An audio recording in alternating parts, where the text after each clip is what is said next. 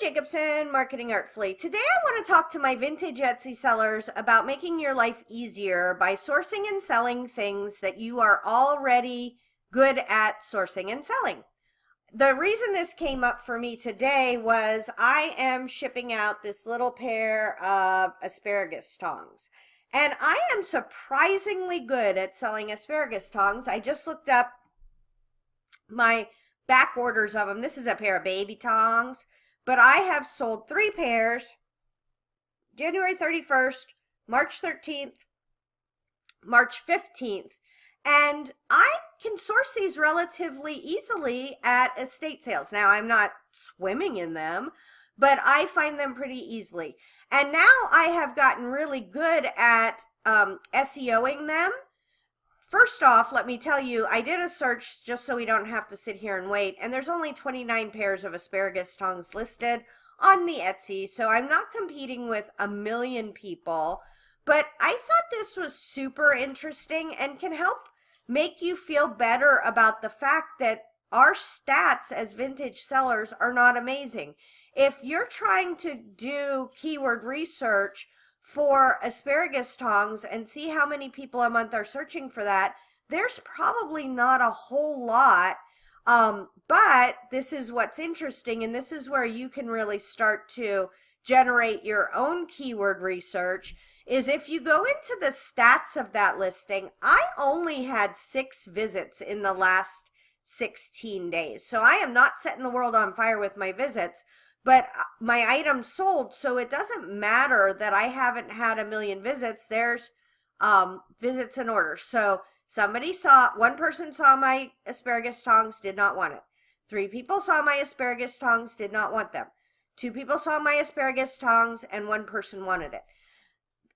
It's not the same as selling handmade jewelry, stackable rings, skinny necklace, things that people are going to be having super amounts for.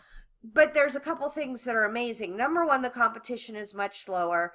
Number 2, we can really SEO these and then sell more of them. So for me, I sell serving tongs, and that's funny because that is what, so that is serving tongs, 1 visit. I don't know which one it was that was serving tongs, but it's a serving tongs, asparagus tongs. Somebody came from Google.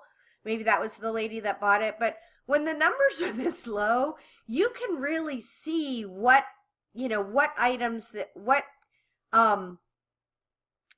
keywords they're searching for. So let's go back to my other ones. I haven't looked at this, so this is going to be super exciting for all of us. And see if we can see what kind of keywords this one got searched for. I know, can you hardly even stand it? I can't stand it. So the easiest way to find this, because it was ages ago, I think it was last March that I sold these, I'm just going to say all time, right? And it's going to show me a lot of information about things that, it's going to show a really long time that nothing sold because it sold right here. But let's go look. So serving tongs, silver tongs, serving salad tongs, silver serving tongs, and asparagus tongs. You don't have to try to guess so much. You can get a solid base starting with the things that you have sold over time. And then the nice thing about it is once Etsy knows, people ask me all the time, why does somebody with no SEO rank for keywords? Well, one of the things that Etsy knows is that I am very good at selling silver asparagus tongs. And so I may be weighted higher in search than somebody who is just listing one, or they have a hand and body shop and their aunt gives them a pair of serving tongs, so they sell them. All those things get weighted into the Etsy algorithm. These ones sold for $26.99.